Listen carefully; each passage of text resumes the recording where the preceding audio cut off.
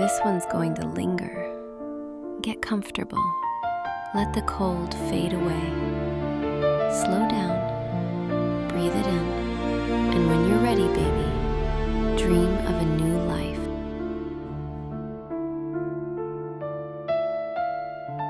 Cabin Life, Borrowed Heat by Catherine Serafina.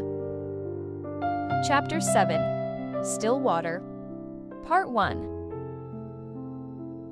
I woke before dawn with the sense that something was wrong. Not sharp pain, not at first, just a deep, spreading pressure low in my body that made it hard to settle back into sleep once I noticed it. I lay there for a while, staring at the ceiling, breathing through it, waiting for the feeling to pass the way other aches sometimes did. It didn't, so I got up. The cabin was cold and quiet. The fire burned down to embers from the night before. I pulled on leggings and a sweater, moving carefully, testing my balance as I stood. The pressure followed me upright. Heavier now, pulling at my hips in a way that made me pause with one hand on the bed frame. Okay, I murmured, mostly to myself. Breakfast helped me think. It always did.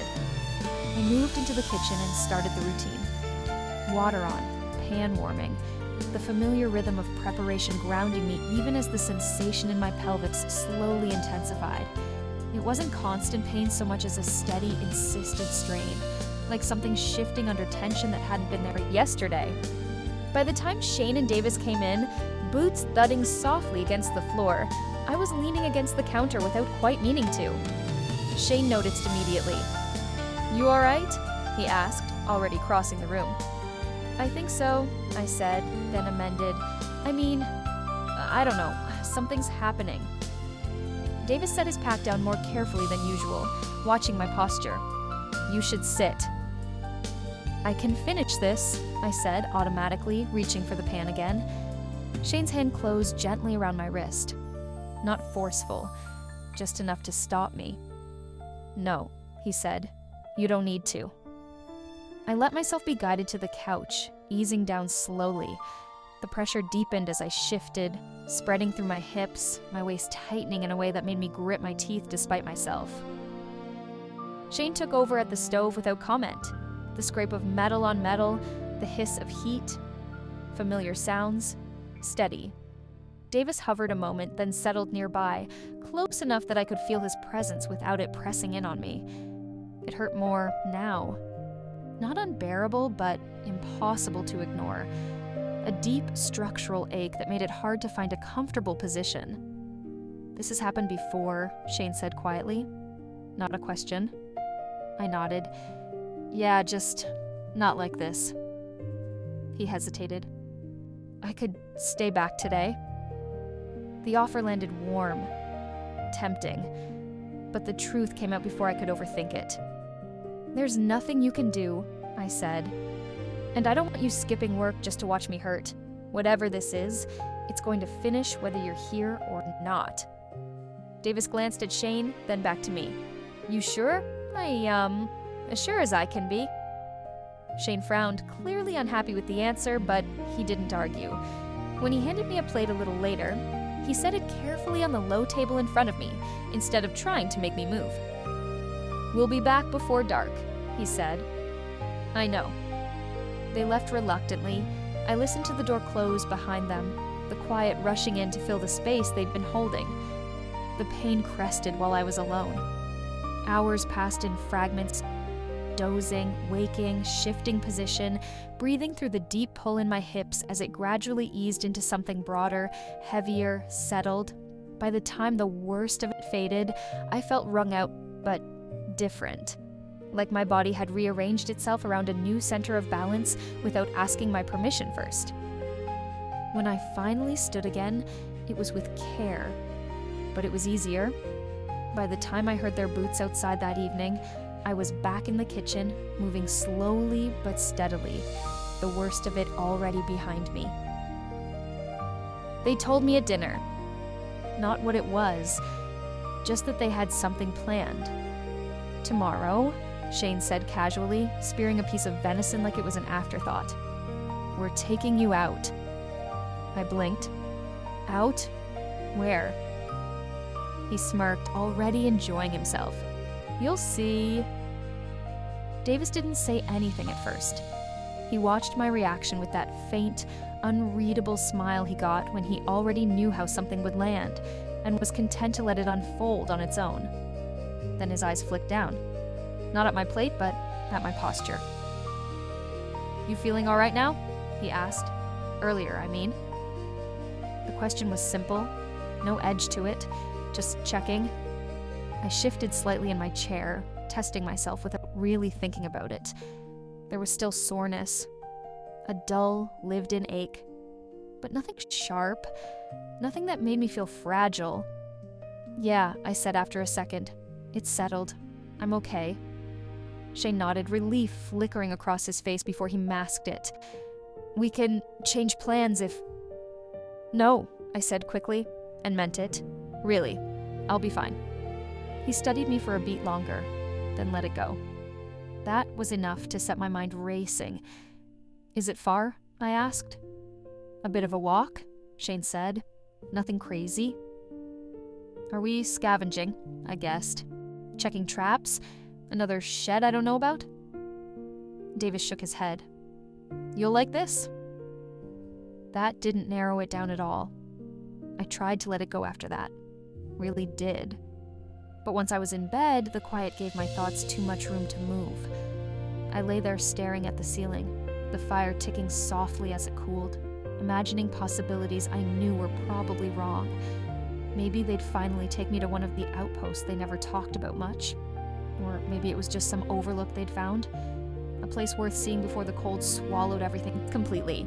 For a few ridiculous seconds, I even pictured something stupid like sledding down one of the long hills nearby, laughing like the world hadn't ended.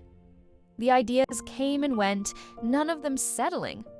Excitement tangled with something softer. Gratitude, maybe? Or just the quiet knowledge that they wanted me there. Not because I was needed, but because they wanted to share something. I slept lightly, if at all. I was up before dawn anyway. Not because I had to, because I wanted to. I dressed quietly, pulling on leggings and layers, tying my hair back out of habit before letting it loose again. It brushed my jaw when I moved now, soft and ticklish against my neck, and I left it that way. I started breakfast early so it would be ready when they woke up. Nothing fancy, filling, efficient. I packed strips of venison jerky once everything was cleaned up, slipping them into a cloth pouch without really thinking about it. By the time Shane and Davis came in, boots thudding against the floor and breath fogging in the cold air, I was already bundled and waiting. Davis added a few cans of soup to his pack, movements easy and practiced. I noticed, but didn't ask. I'd learned there was a certain pleasure in letting things be a surprise. Shane glanced at me, eyebrow lifting. Someone's eager. I shrugged, trying not to smile. You're the ones being mysterious. And for once, that felt like enough. The hike wasn't bad. Cold, but manageable. The kind that settled into my cheeks and fingers and stayed there without biting too hard. Still, I felt it more than they did. Not pain exactly, just effort. My breath came a little quicker, my legs warming faster than I expected, and Shane slowed without comment until we were moving at my pace. They carried most of the weight, packs heavy with gear for whatever else they'd planned, while mine stayed light. Snacks, extra gloves, nothing more. I noticed it. And instead of bristling the way I might have once, I let myself accept it. Walking felt different now. Not wrong, just altered. My center of balance had shifted in subtle ways I was still learning, and even held snug inside a bra, my breasts moved when I did a gentle, unfamiliar counterweight that made me more aware of my posture, my steps. It wasn't annoying. If anything, it made me more careful, more present. Then something else joined it. A strange tightness low in my body. Not sharp, not painful, just insistent. My steps shortened without me meaning to, and I slowed, one hand lifting slightly. You okay? Shane asked, immediate. Yeah, I said quickly. Just hang on. They waited without crowding me. The sensation deepened, a slow inward pull that made my stomach flutter. Then I understood what it was. My testicles drawing up and in, the pressure easing as they retracted somewhere deeper, leaving my stride suddenly unobstructed. Oh, I shifted, experimentally. My legs settled into a cleaner line, movement suddenly easier, smoother. The pressure eased, replaced by a strange, almost dizzying lightness. I straightened. I'm good. Shane searched my face for a second longer, then nodded. We kept walking, and this time, I didn't have to think about how I moved. My thighs brushed without catching. My stride felt freer, more natural, like something I hadn't realized was in the way had finally been moved aside. My boots held steady on the packed snow, and I felt a small private surge of relief at that. No sliding, no extra space, just solid ground beneath me, the reassurance of things fitting the way they should. We walked mostly in companionable quiet, the crunch of snow underfoot, and the steady rhythm of breath filling the space between us. They'd done this hike countless times before. I could tell by the way they moved, but neither of them rushed me. When the trees finally began to thin, the land opening up ahead, I slowed to a stop without meaning to. The lake stretched out before us, frozen solid and pale under the winter sky. Near the center of it sat a small, dark shape against the white. I squinted. What is that?